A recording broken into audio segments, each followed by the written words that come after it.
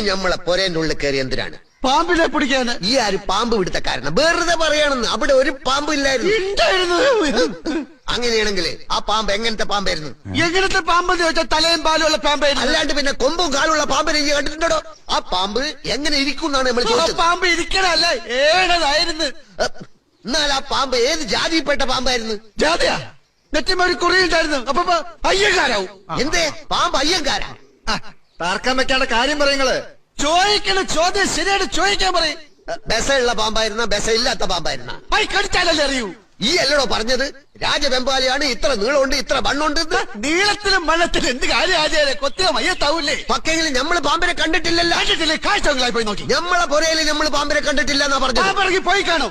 അങ്ങനെ തോന്നുമ്പോ വരാനും പോവാനും നമ്മളെ പുരയും പറമ്പും പാമ്പിന് പതിച്ചു കൊടുക്കണ്ട. പാമ്പിന്റെ ഇഷ്ടല്ലേ? നമ്മളെ പുരയില് പാമ്പ് കേറിയിട്ടില്ല. അറിയാം. നമ്മള് കണ്ടിട്ടില്ല. കാണാത്തത് ഉണ്ട് എന്ന് നമ്മൾ വിശ്വസിക്കൂല.